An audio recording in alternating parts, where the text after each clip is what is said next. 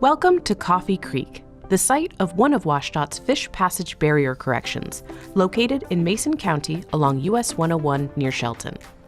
This was WSDOT's first ever standalone fish passage project using the design-build method of delivery, where innovation and coordination were crucial to success. Design-build allowed WSDOT's consultant contractor team to perform design and construction. In this instance, one design builder reduced overall project timelines, cost, and allowed for innovation.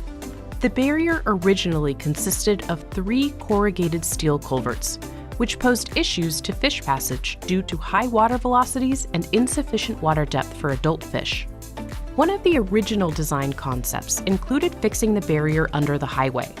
This concept posed many complexities from an engineering standpoint. It would have required significant construction through both directions of traffic and on and off ramps.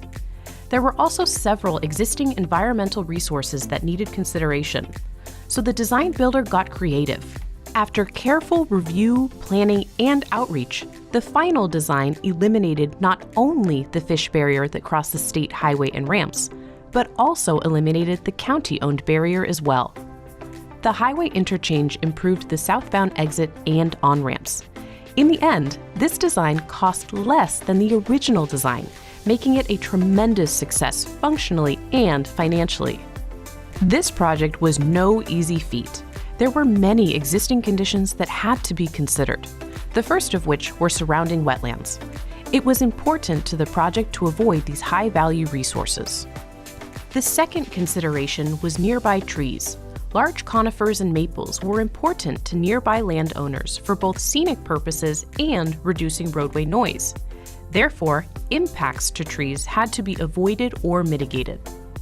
Traffic control was also another big consideration. US 101 is the lifeline to the Olympic Peninsula. Ramps provide entrance and exit routes to Shelton. Nearby property owners were also important to this project, since Coffee Creek runs through their backyards. As you can see, there were a lot of considerations on this project that were important to minimize environmental impacts, as well as taking our key partners into account. Therefore, the design-build method of delivery was selected with the idea that the innovation would lead to a solution that accomplished all the project goals, which it certainly did.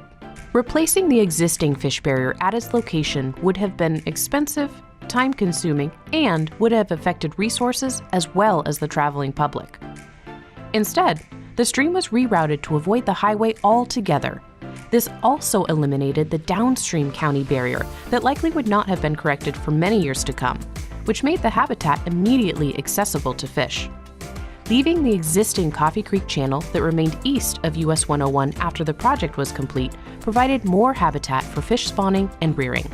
You might be asking yourself, well, what about that portion of Coffee Creek that was abandoned when you plugged these culverts? Well, that's a good question. We didn't completely cut off flow to Lower Coffee Creek.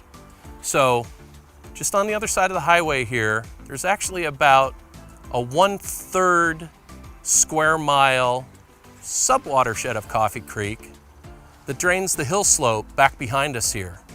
And it feeds into some wetlands that actually we were trying to avoid doing any damage to by choosing the approach that we did.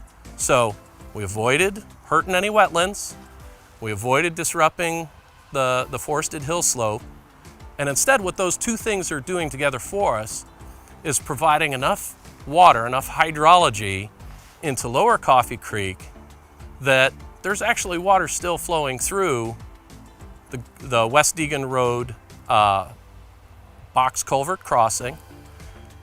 When this project was completed, we added some stream bed material that we didn't need to use on this part of the site over there to kind of put together a geometry that better matched with the hydrology available there.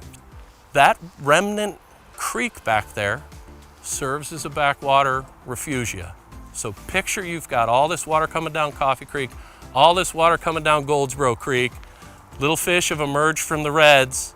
They're getting washed out to Oakland Bay, but they're not ready to be there yet. They can just peel off into the remnant Coffee Creek channel, and that serves as a rearing area. So Just because we rerouted the Coffee Creek channel doesn't mean we created a problem on the other side. Quite the opposite. We addressed a partial barrier at the West Egan Road crossing. We removed those fish weirs that can serve as barriers. And we did some things to enhance the habitat that was there, that was degraded by too much water coming down, and are fully utilizing water that's coming out of the hills, coming out of those wetlands. And so you might actually think of it as a smaller version of Coffee Creek. Overall, this project improved access to over 13 miles of fish habitat in the watershed.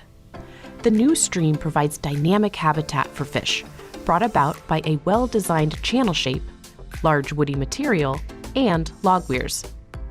In fact, adult chum salmon began using this new stream just days after project completion. Innovation and design of this project has earned several awards, including a National Recognition Award from the American Council of Engineering Companies as part of the 2021 Engineering Excellence Awards. WSDOT remains committed to removing barriers to fish under state highways.